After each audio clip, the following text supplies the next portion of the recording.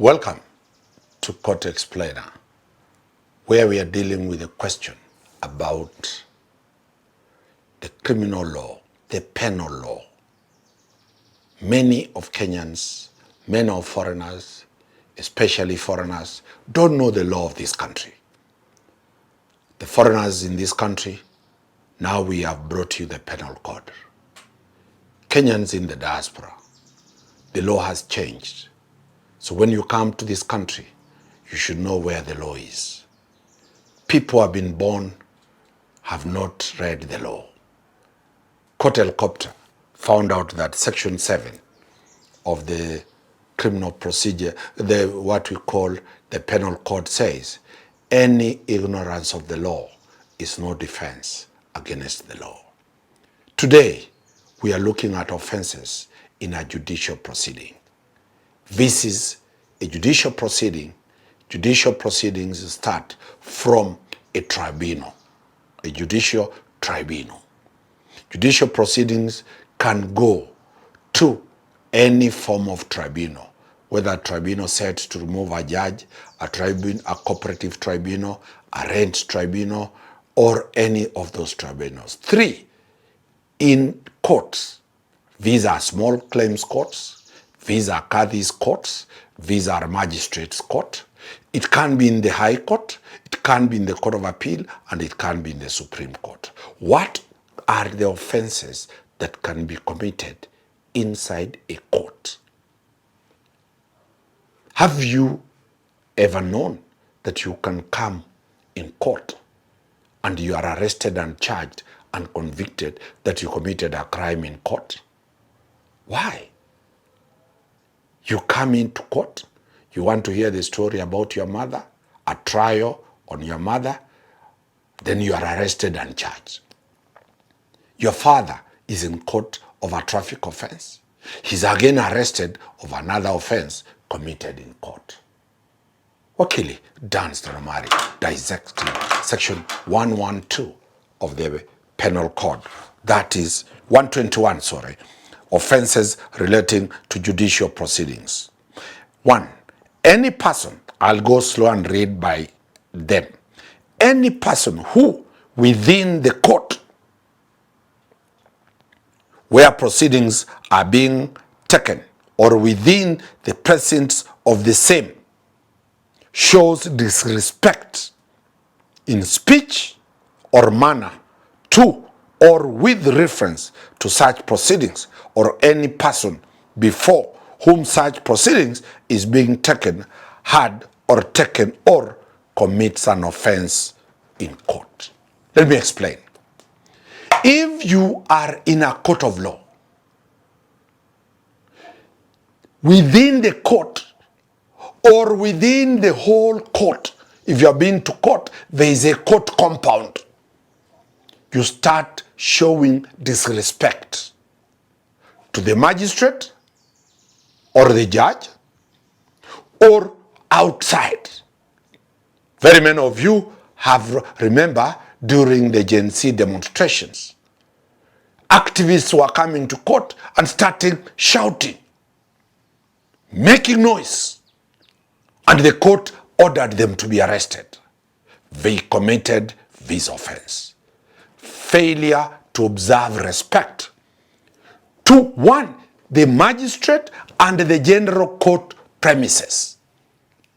It is not only the magistrate. The premises called a court of law is a place you must show respect. Every time you enter the court, you see what we call the crown behind the magistrate. That tells you that place must be respected. That is a serious government institution. How you behave, you must show respect to the magistrate. You come to court, the magistrate is calling you Danstan Omari, the accused person. Then you stand up and say, wewe mwanamke, mimi siwezi, I don't respect women. I can never take a plea before a woman. Sisi, dini yetu na culture yetu, we don't respect women. That is a judicial officer. You are 50 years. The magistrate is a small, young judicial officer, 22 years. The age of your kid, the age of your grandchild. You say, umtoto, mimi mwenyewe, I cannot take plea. I cannot have that respect. The court demeanor, once the court comes in, the police normally knocks a table. Everybody stands. You don't stand. You say, "Haka mtoto," mimi siwezi simama. Everybody bows, even the court. You don't bow because you are so powerful. You are so big. That is showing disrespect to the court. The language of the court. Every time you are addressing the court, you are saying, "Your Honor, my ladyship, my lordship." You say, "Wewe kama mwanamke, mimi ninakwambia hivi. We kijana, nimeambiwa unaitwa John. Wewe John, mimi hiyo vitu sikufanya." The language of respect. The language of dressing. The dress code in court. Umekuja, you are naked. You are a lady. The whole top of yours is out. You are a man. You are dressed indecently before the court. You will have committed offense number 1. Failure to respect the magistrate and the premises called a court of law. Number 2, any person having been called upon to give evidence in a judicial proceeding fails to attend, or having attended refuses to be sworn or to make an affirmation, or having been sworn or affirmed refuses without lawful excuse to answer questions or to produce a document, or remains in the room in which such proceedings is being heard or taken after the witnesses have been ordered to leave such a room. Now we are dealing with the trial, the hearing, especially the witnesses. There is what you call the Criminal Procedure Code, which we are going to teach you.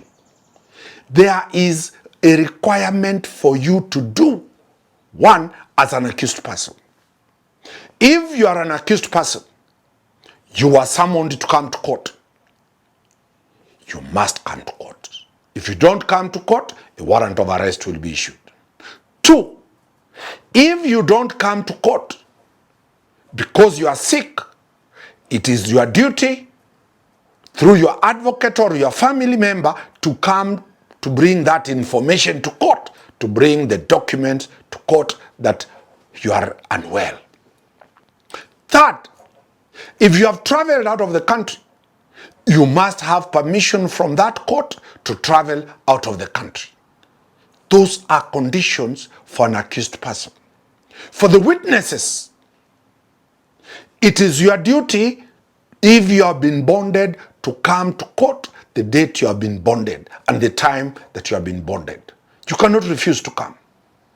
2, if you have come to court, you must give evidence. Remember the evidence you gave to the police, the statement you wrote, you must give that evidence to court.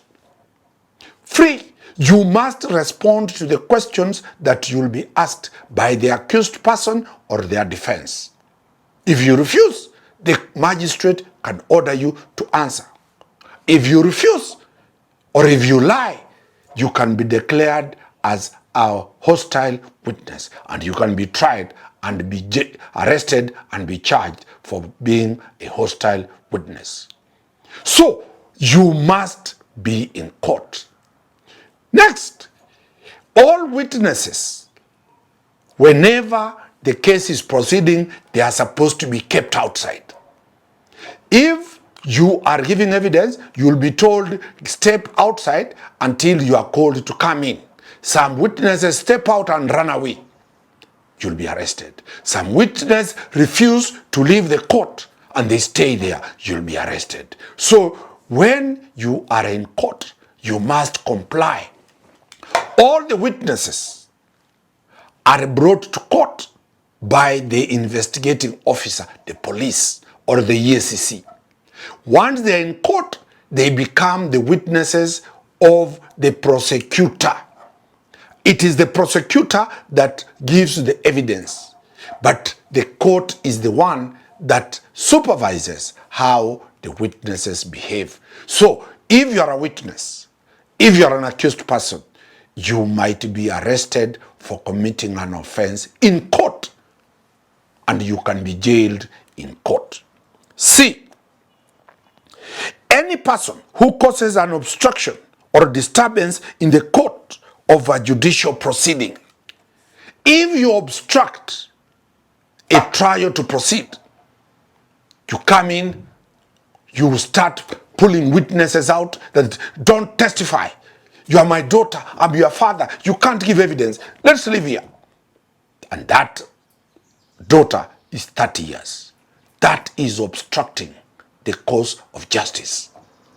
If you cause a disturbance, I had already talked about causing a disturbance. The Gen Z time, people were walking in courts in Kibera, people were walking in courts in the High Court, people were walking in the lower court, starting to scream. We taught you, brawling, shouting is an offense in a bar. Shouting in a court of law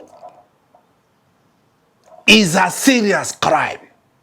So let nobody cheat, and I'm addressing this to civil society. The youths, don't be cheated to be paid to come to court, to shout, to scream, to make noise, to disturb the proceedings of a court of law. You have been convicted. You start screaming. You start shouting.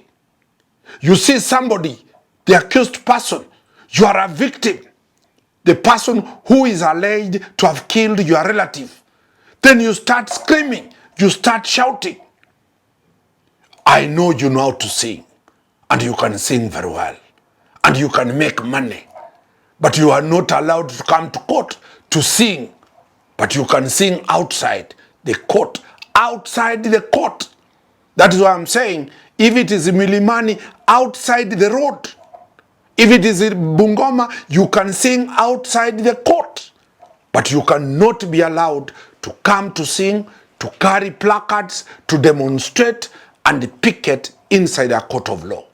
The law does not allow picketing and demonstrations inside a court of law. And everywhere you see, keep silent. The sign is there. Court in session. Court in session. Court in progress.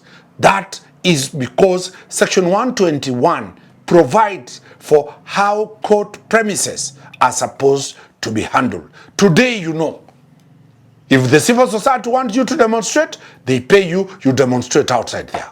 But if you go to demonstrate inside the court, if you carry banners and placards in court, that is not allowed by law. D, any person who, while a judicial proceeding is pending, makes use of any speech or writing misrepresenting such proceedings or capable of prejudicing any person in favor of or against any parties to such proceedings or calculated to lower the authority of any person before whom such proceedings is being heard or taken. Yes, you are allowed to come to court with your phones. But if you put on your Facebook, on your social media, stories demeaning the magistrate, stories showing disrespect to a judicial officer on your Facebook, in court, or the accused person, if your publication is aimed to demean the witness, and that is why court helicopter adds nothing. It captures the proceedings as they are, as the magistrate presides over. That is the editorial decision of court helicopter. So if you are a blogger, if you are a sensationalist in your social media, if you are misquoting what the judge said, what the magistrate said, it is an offense to misreport. The right to report is provided for. The Constitution provides for the right of media, but it does not give you the right to misreport, to give false information, and to sensationalize matters in court. It is an offense. Now you know. Do not demean the accused person. Do not demean the witnesses. Do not dehumanize them. The conditions and the media guidelines are provided always outside every court. It goes on to say, in E, any person who publishes a report of the evidence taken in any judicial proceedings which has been directed to be held in private. All accredited media houses like Court Helicopter know that. If there is a gag order, no media house, no social media can cover that story. So today you know, any matters of a child, there are guidelines on how you cover matters of a child. You can't show the face, you can't show the name of the school, you can't name the names of the parents. You have got to deal with matters of children in a special way. Matters sexual offenses, there are procedures to be followed when covering matters sexual offenses. Matters family has its own guidelines. Sensitive matters that people have gone to the High Court and gotten a gag order, you cannot cover them. So the law provides for how to cover the media. If you don't know, Court Helicopter will be dealing with the law on media coverage of court proceedings so that you know you don't land yourself into problem because you don't know the law that deals with media coverage on court proceedings.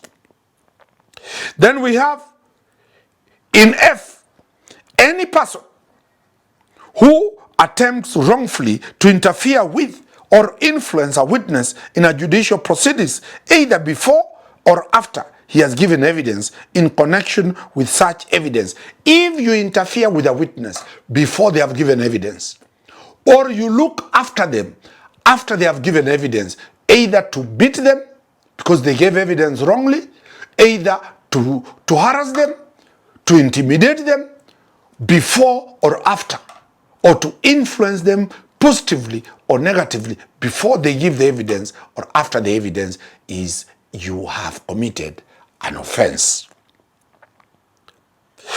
G, any person who dismisses a servant because he has given evidence or on behalf of a certain party to a judicial proceeding.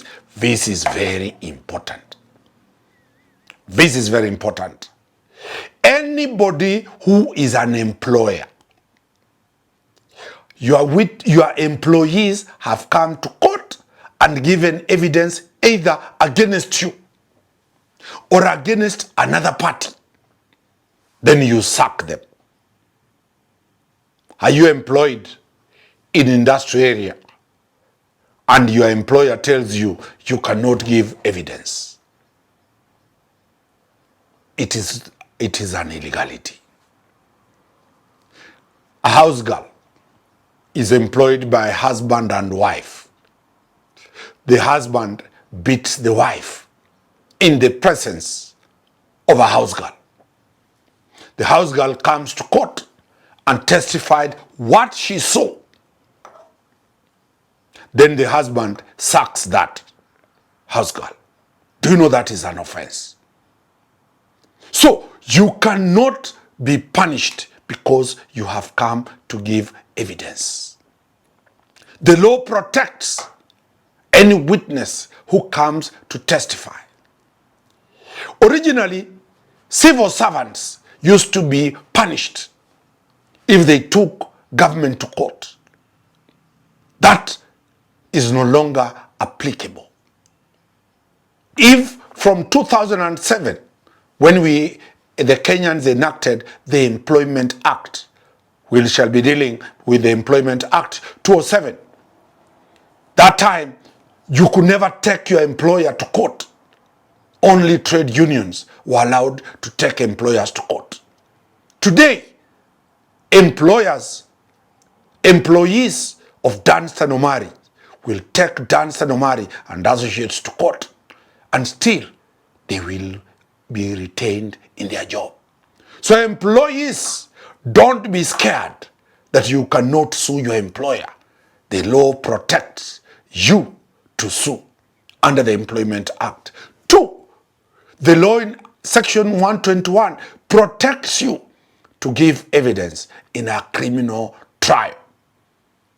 Sexual harassment is a serious offense in offices. Women are facing the trap. They can only prove that they were sexually molested, they were sexually harassed, if colleagues come to testify. Colleagues are told, if you testify against the employer, you lose your job. Now you know, court helicopter brings it to you. You will not lose your job so long as you have testified. The court will protect you from victimization. And this is a call to everybody.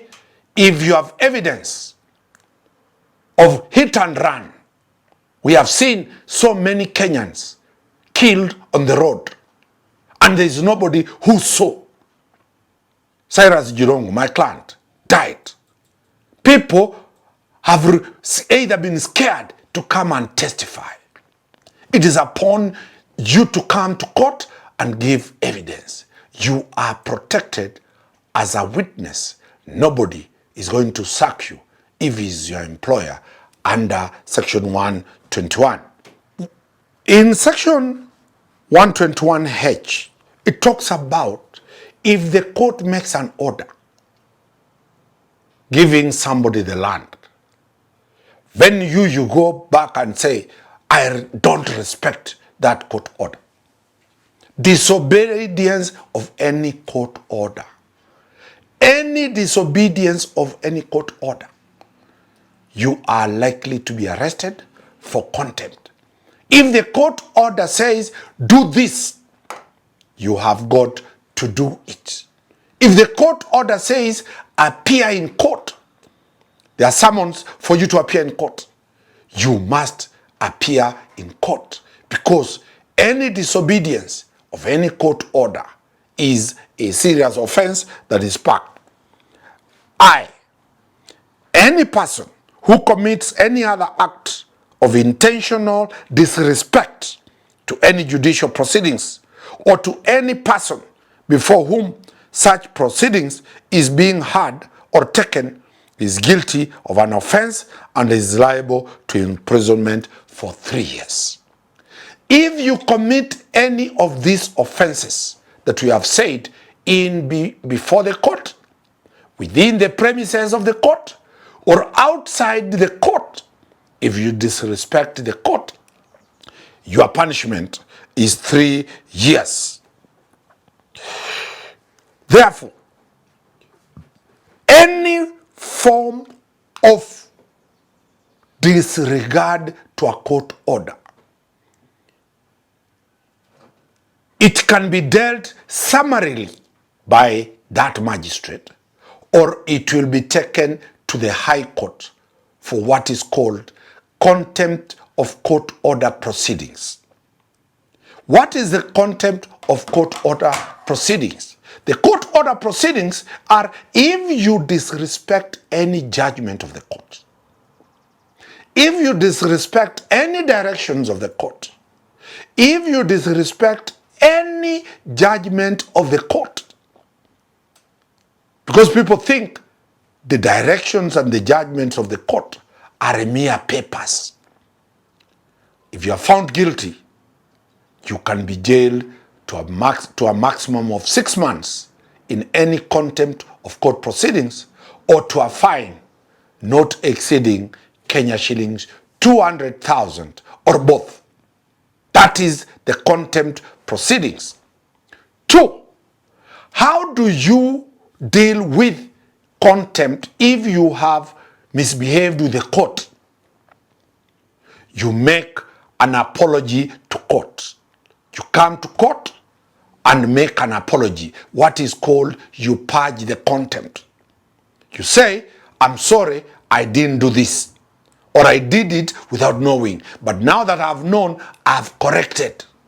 If the court ordered you to vacate the land and you refuse to vacate, then you now vacate and come and tell the court, I'm sorry, I was cheated, but when I consulted Wakili Danstan Omari, they advised me to comply with the court order. I have complied. That is the purge. The court can forgive you.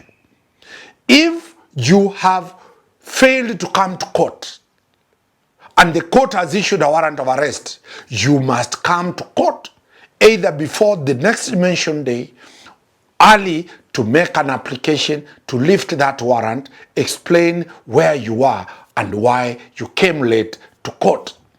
We are now having digital cases. Sometimes you are in court virtually, your internet bundles disappear or the internet goes away. Then you are not in court, warrants are issued. You need to come to court the next day or that day, make an application before the court and say, my internet failed, I was not running away from court, I'm now in court, lift the warrant. Lastly, it is such a serious issue to disrespect a court. You have always heard me talk of a court. The court is the one presiding over. It does not matter how big that magistrate is, how old that magistrate is, how senior that magistrate is, how young that judicial officer is. The law says the one presiding that seat, you'll always see behind the arms, coat of arms. That is the respect provided for any judicial officer. And if you are dissatisfied with any decision of that judicial officer, you go to a higher court to appeal, or you go again before that court for what is called review of her or his decision. The offenses against the administration of justice are serious. People have been taken to the ICC, international courts, for trying to interfere with the administration of justice. Many politicians who are powerful have tried to interfere with offenses with the administration of justice. If anybody tries to interfere with the administration of justice, walk to court, to the High Court, and get reprieve. Today, you know, it is upon you to respect the judiciary. It is upon you to respect judicial officers, because we told you, Omari is advising you, remove your official suit, wear the tracksuit, run away from the mindset where you had that you can disrespect a judicial officer, you can disrespect a judicial proceeding, and you walk away scot-free. Any ignorance of the law on the respect of the judges and the judicial officers is no defense against. I know some of you went to school with those magistrates. ukaanguka ukaenda kuvuta banki. She is a magistrate. Respect that she has authority of the government. Wakili Danstan Omari, always bringing it to you as it is, because Section 7 says there is no defense if you are found to have committed an offense. Ignorance of the law is no defense against the law. Keep watching, and keep watching. Court Helicopter News will always bring it to you. Happy New Year.